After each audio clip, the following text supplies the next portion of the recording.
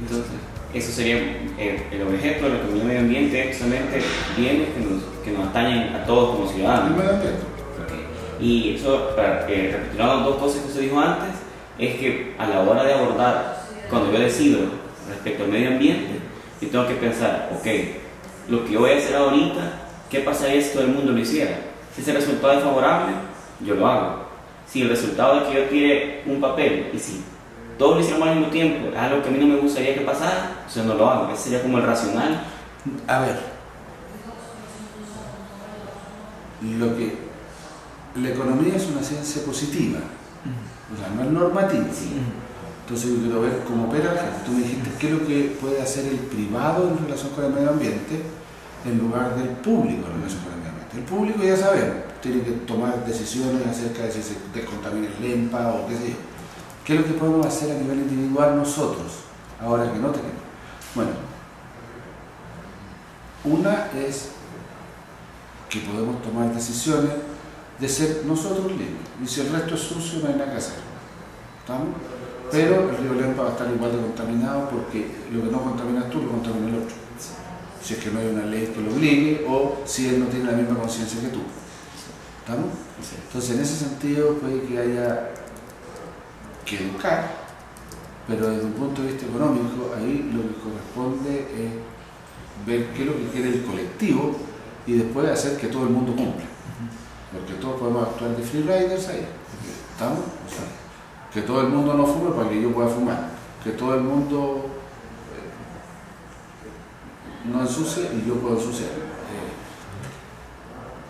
Ahora, lo que tú puedes hacer depende también, o sea, depende de cómo veas tú tu rol en esta sociedad. Si eres un ciudadano, es decir, un habitante de la ciudad, del grupo, y tú consideras, si es que tú consideras, yo no digo que te consideres porque no sé cómo eres, si tú consideras que lo que tú haces solo es válido en la medida que todos puedan hacerlo, y tú no puedes hacer cosas, o sea, obviamente me refiero a las cosas que son dañinas para el medio ambiente, por ejemplo.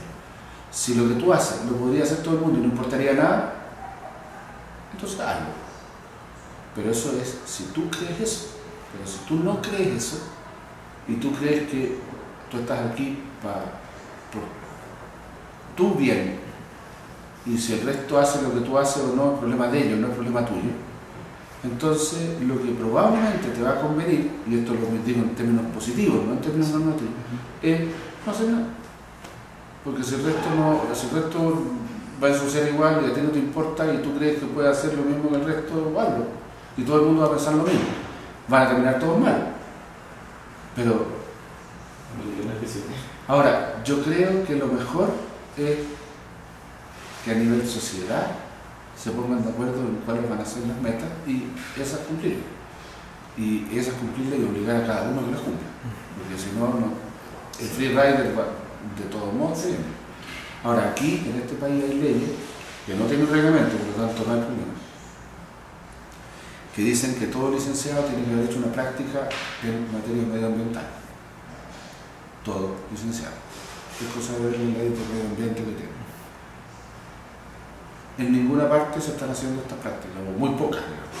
Y por lo tanto, en teoría, todas las licenciaturas que se den en el país no son muy válidas. Pero ahí está la ley. Ahora, como me dijo un abogado hace un tiempo acá, cuando mencioné eso, le dije, perdona, pero todos estos títulos están inválidos. Entonces me dijo, no, porque la ley tiene que tener un reglamento para poder aplicarse y esa ley no tiene reglamento todavía. Está bien. Pero la verdad, no. El abogado. No, el abogado dijo, no es obligación tenerla porque no hay reglamento. Pero la verdad es que ahí está la ley y ahí sueña o sea, duerme el sueño del justo, digamos, porque la verdad es que hicieron una ley que te obligó a hacer algo en lo cual nadie cree. Entonces no sacas nada con tener una ley si nadie cree en ella. O sea, tú puedes sacar leyes y hacer leyes, pero mientras la gente no crea que tiene que preocuparse de no ensuciar, no saca nada. Doctor, y se saca muy poco. En su experiencia de ser visitado a El Salvador todos los años, ¿cuál ve usted, cuál es su opinión del salvadoreño respecto al medio ambiente? Si es muy preocupado, si es poco preocupado, ¿cómo ve usted que las...? A ver, yo tengo un sesgo de selección. Solo le hago clase a los alumnos que toman el curso de medio ambiente. O ese ¿cómo lo ve ahí? Entonces, por lo tanto, no veo mucho. Sí. Ahora, yo sé que hay esfuerzos por limpiar ciertas áreas de la ciudad, lo que me parece fantástico. Sí. Y yo no veo problemas de contaminación ambiental de aire, por ejemplo, porque yo vengo de Santiago, así que entiéndeme, esto es limpio, súper limpio. Sí, sí. Es cierto que los buses contaminan y tiran humo por detrás, que no se ve bien, pero la verdad es que el aire, o sea, eso es una emisión grande, pero el ambiente no está mal. Sí. O sea, ahora yo diría que en ríos puede haber Una deuda. una deuda como el Lempa. Sí. ¿Ah? Y la Celhuaca. No sé cuál. Sí, pero está en un río, a la vez todo en Salvador, y está completamente, pero Sucio. Está bien. Está bien. Limpiar eso puede ser bien. Ahora, valdrá la pena, todo depende del costo. Sí. Nosotros ensuciamos por definición, las aguas servidas son aguas servidas. Quieres tratarlas, el tratamiento de aguas servidas no es barato. O sea, etcétera. Sí. o sea que retomando lo que usted decía al principio, cuando hablaba del todo, y ahora que menciona que si vale la pena las cosas, la economía medio ambiente, como usted bien decía, como se enmarca en la economía, es positiva. Entonces no mira eso como algo moral. O sea, no miramos como el contaminar, como decir, es malo contaminar porque estoy respetando el medio ambiente, sino que todo se mira en función de, bueno, cuál es el costo y el beneficio de hacer o no hacer las cosas. Porque, por ejemplo, la gente puede pensar, como se decía, arreglemos el EMPA, pero esos recursos tienen un costo-oportunidad. Entonces, hay que, lo que gente como ustedes se encargan de hacer es ver cuál sería el retorno de limpiar el EMPA.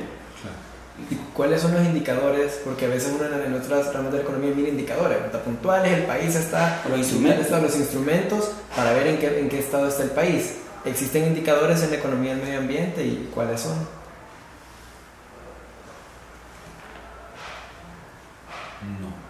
No lo tengo claro, no sabría decirte. O sea, tú puedes decir cuántas áreas se han deforestado en este país y cómo se han ido deforestando en distintas partes, etc. Pero yo no veo un indicador así único de medio ambiente, no. Sería bueno construirlo, no sé si sería útil como para ver. A ver, hay esfuerzos para medir el PGB, por ejemplo, el PIB, o ¿cómo le llaman ustedes? ¿PGB o PIB? PIB. Neto de la desinversión que hay en ambiente. Se espera probablemente como un activo. Claro, entonces si tú lo echas a perder, bueno, eso es una desinversión. Entonces, si tú cortas los árboles, bueno, esos árboles tenían un valor, hay una desinversión. No es solo el producto, que puede ser celulosa o madera, sino que, bueno, y el costo no es solo el costo de mano de obra, de, no sé, sierras para cortar los árboles o qué sé yo, las plantas de celulosa como costo, sino que el costo también es que ya no tienen los árboles que antes tenían. Sí. Entonces tienen que descortar esa parte. Hay esfuerzos por ese lado, son súper difíciles de consensuar esos métodos. Pero en eso trabajan los cuentas nacionales, ahí no me meto. Sí, okay. Y doctor, ya para ir finalizando, si nos puede como compartir alguna experiencia de sus trabajos respecto a ese medio ambiente, que es alguna experiencia que a usted le haya gustado mucho, un proyecto que se acuerde bastante, que nos podría como compartir. A ver, a mí me tocaba trabajar unas pocas veces en este tema, en proyectos. Una fue con la CONAMA, pero en un equipo, Comisión Nacional de Medio Ambiente, era un equipo de laboratorio que me metieron para estimar qué tasa de descuento debían usar para proyectos que se demoran 200 años, digamos, o sea, proyectos medioambientales que pueden tener 200 de largo plazo. Sí.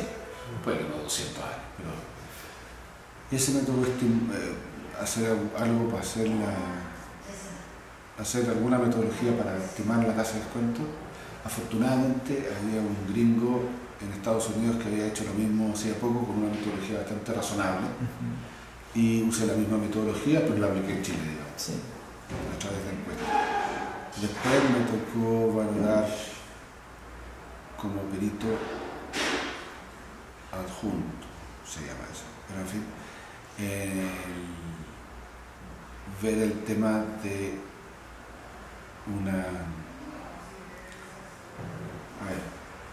había una planta de celulosa cuyos residuos se decía que habían contaminado un humedal, con lo cual esto era, el juicio todavía creo que no termina, pero al contaminar el humedal eso podría haber traído pérdida en una planta, un alga, Sí. que se llama luchecillo, y ese luchecillo habría afectado la población de cisnes de cuello negro. ¿Cómo se mide eso? ¿Cómo se valora eso? ¿Hay daño? ¿De qué tipo de daños hay? Etcétera. Entonces, ese fue entretenido porque aprendí bastante de la relación entre leyes y economía, entre otras cosas. Sí, queremos agradecerle. Le queremos agradecer de verdad porque es un esfuerzo que estamos haciendo varios compañeros de acá de la escuela del quinto año y esperamos que siga adelante y lo esperamos los próximos años. Y éxito, doctor, muchas gracias por todo. Sí. Muchas gracias. Muchas gracias, doctor. Gracias, doctor.